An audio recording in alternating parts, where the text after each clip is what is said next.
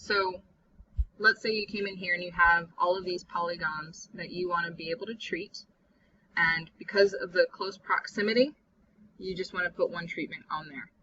This is really good for contractors that are working in close proximity and you don't want to give them each individual polygon to do. You just want to give them areas grouped together.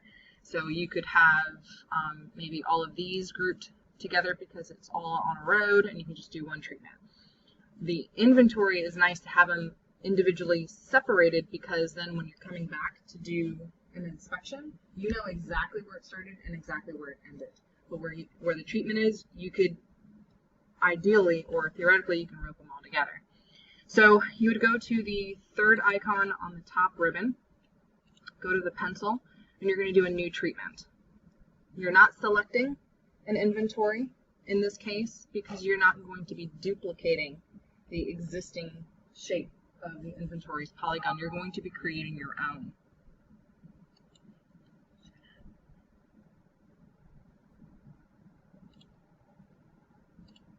All right, so the red box around the new treatment is there, so you know that that is active. And we're going to go ahead and zoom into these couple of blocks, if it'll work.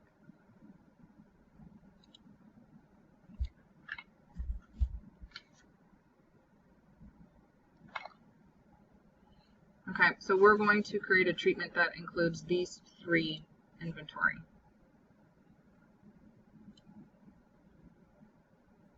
So I'm going to go to the drop-down arrow underneath the point to change it to polygon.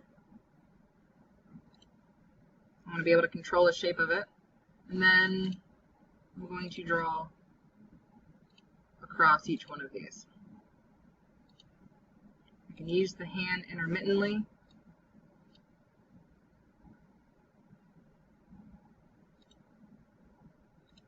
I'm just going to include these three for this example.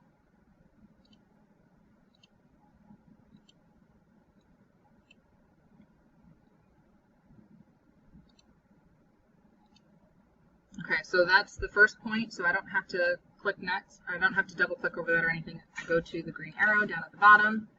And so now what it's going to do is it's going to create a treatment and it's going to pull those three inventories. So it's like what you were trying to do with advanced select, but you don't have to. You just honestly rope them in together and it will automatically know that you are treating across those three IDs. So it's pulled those. You would press OK. And then you're right back to all of the basic information, and then you go to your next number, and so, and the method here is where you can change,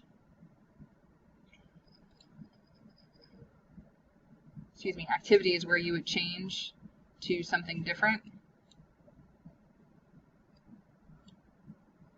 So mechanical. And then you have handwork because you manually hand pulled out the coral ardesia. So that's where that would change for that one. But for this example, it's just the chemical.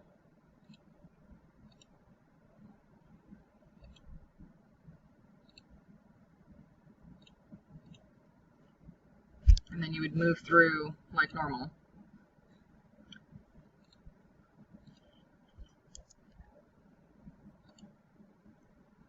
And so it already has those three connected. Everything else is going to run the same. So you pick the date, you do the chemical, and so forth.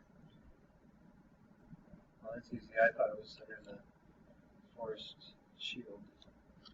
And then hit the information. Well, but then you could just get information on the polygons that you selected. But that's easy.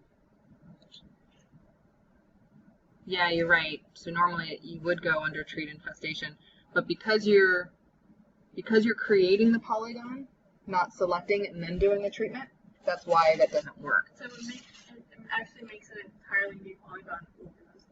It does.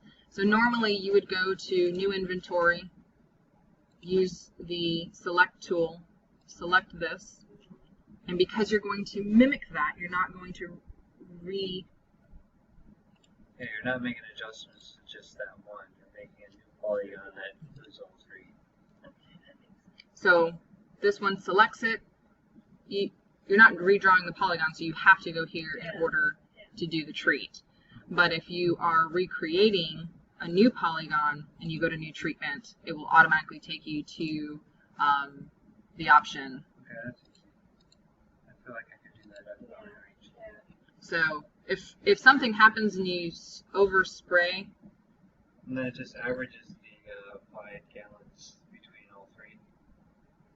yep. So it'll work itself out. So Can you also show us how to send on the GPS and make it stay on the GPS point? So you can click send with GPS and then as we drive it doesn't follow it. so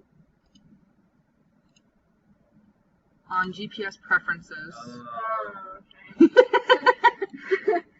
Yeah, we've Where been I going showed to that. the third one over on the top, and then the world. There's the second one, and then the world center on GPS.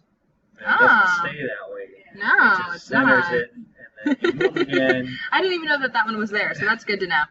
So you would go to GPS preferences. I wish that it was a very simple, a simple box that was up top, but it's not. So here you would click on automatically pan view. Oh, good. So now it will stay centered on you, Good. and it will always follow you. That's just annoying. And then you can also turn off automatic activate. So every time that this turns on, it's automatically looking for something.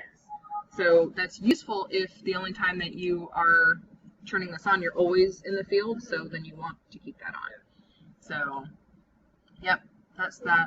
Press OK, and that's ready to rock. Excellent. Anything else?